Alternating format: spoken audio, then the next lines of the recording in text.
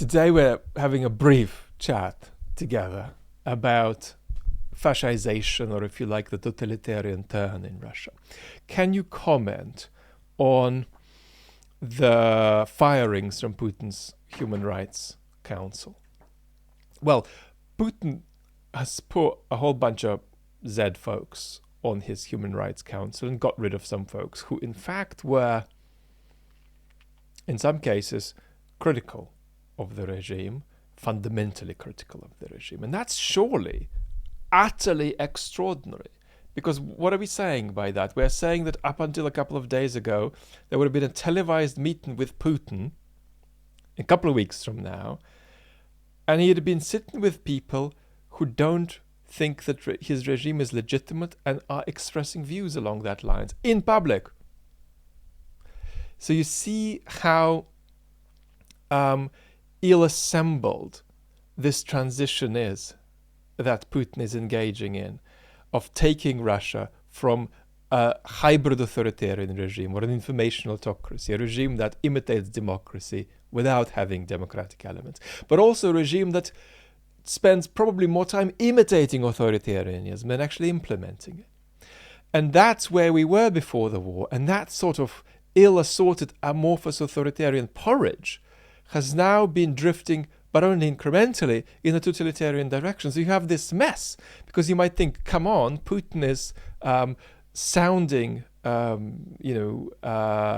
extraordinarily dictatorial, Hitlerian in some of his pronouncements, and he's going to meet with people who find his regime illegitimate and televise that? That sounds nothing like the kind of picture we might have of a dictatorship that's trying to stay a dictatorship. So that's an illustration of where Russia is at, where Russia is going. And the basic picture to keep in mind there is that it's a sort of ship that's trying to reconstitute itself while being out at sea, and it can never do that perfectly.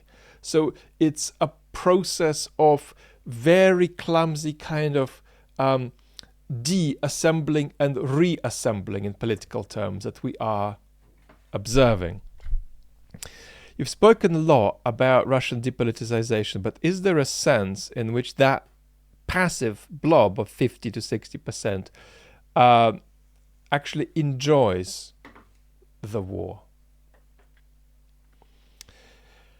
I think the answer is yes, but we shouldn't overestimate it. So one of the things that we've already discussed is that I think it's irresistible that to a lot of people, a lot of the time, the Z symbol is going to stand for the pleasure of doing bad things. Partly because you can't entirely align yourself with that symbol without being suspicious of its pre-swastika appearance. So the answer is yes.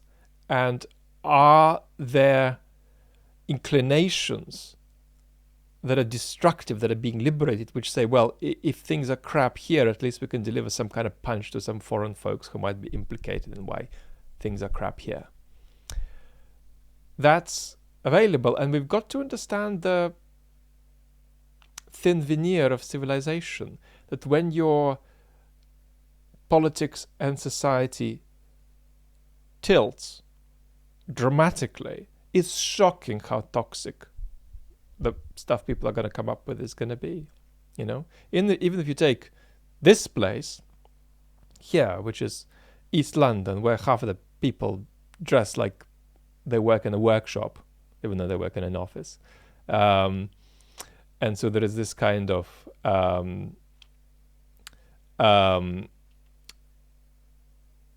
theater, hipsterish theater that people participate in, and people constantly talk about how inclusive and all loving they are. But in fact, you introduce a scenario of societal collapse here, within 72 hours, people are going to be eating each other up. So that veneer of civilization is thin and well short of societal collapse.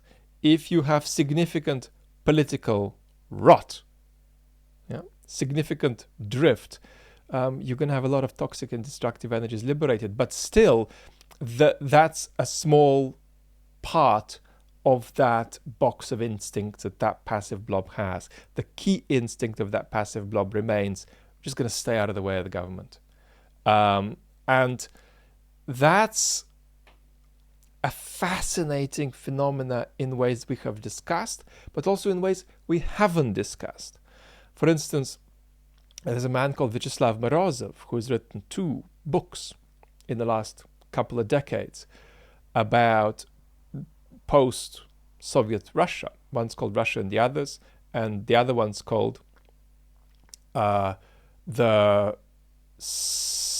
Subaltern Empire, or something like that. And what that project from Morozov is up to is applying post-colonial theory to understanding the mess that Russia is in. So these are tools that are very alien to my own academic interests and work. So, but nevertheless, I think that that project by Morozov is the single most constructive statement of what is going wrong with Russia politically. Even if we don't reject some of the analytical machinery being used, we don't share some of the intellectual traditions, doesn't matter. And so what Morozov is implying in these books is that Russia is an empire, but also at the same time as being an empire, it is a colonized population. So Russians inside Russia, in many ways, in many expressions of how they feel, think, behave, relate to the politics around them, mirror a colonized population. So there is a kind of interesting conversation about how Russia is both an empire, but also has an internal population. Here we're talking about the Russian population. We're talking about the ethnic groups that Russia has been repressing. The Russian population itself is in a certain way behaving like it's colonized. And that's something we're going to talk about more in the future. Navalny's permanent transfer to the punishment cell. What are your thoughts?